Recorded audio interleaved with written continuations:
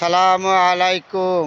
যেখানে আছেন বিএনপির ভাই বোন বন্ধু নেতা নেত্রী সবার উদ্দেশ্যে কথাগুলি বলেছি।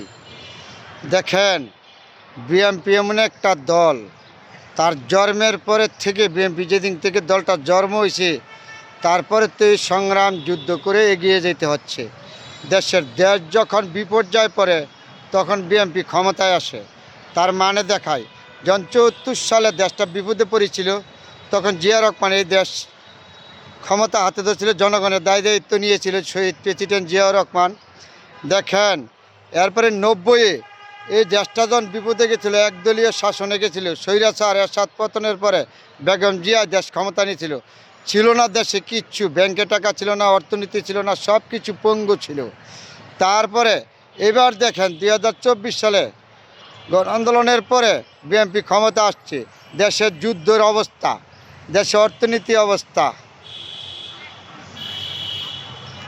বিএনপি যখন এবার ক্ষমতায় আসছে, দেখেন আমেরিকা ইরান যুদ্ধ, বাংলাদেশের তেলের কী সমস্যা। তারপরও বিএনপি সরকারকে ধন্যবাদ দেই, তেলের যদি নিয়ন্ত্রণ রাখতে পারছে। তারপরও উগ্রবাদীরা উল্টাপাল্টা বলবে, এগুলি কান দেওয়া যাবে না।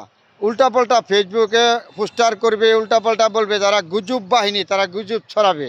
তারপরে বিএনপি নেতা নেত্রীরা ধৈর্য ধরতে হবে। ধৈর্যের ফল অনেক মিষ্টি, তার প্রমাণ আমি দিচ্ছি। যেমন তারেক রহমান ১৭ বছর দেশের বাইরে ছিল, থাইকাই দলটারে সংগঠিত করে রাখছে। দলের একটা কর্মী সুদ্ধা দল ছেড়া যায় নাই। এটার নাম হলো বিএনপির আদর্শ নীতি। শহীদ প্রেসিডেন্ট জিয়া রহমানের দল, খালেদা জিয়ার হাতের গড়ার দল, জিয়া রহমানের হাতের গড়া দল। এই দল যারা আসে তারা কখনো ছাড়ে যায় না, কারণ এই দল দেশের জন্য মঙ্গলের জন্য কাজ করে। তার প্রমাণ ১৭ বছর তারেক রহমান দেশের বাইরে ছিল, এই দলের একটা নেতা কর্মী দল ছেড়া যায় নাই। তারপরে দেখেন, একটা নির্বাচন হয়েছে গণ আন্দোলনের পরে। এখন দেশের অভাব, দেশের বিভিন্ন অর্থনীতি সব কিছু ধ্বংস করে দিচ্ছে। দেশের অর্থনীতি বলতে সব ধ্বংস করে দিচ্ছে। তাহলে বিএনপি ক্ষমতায় আসছে।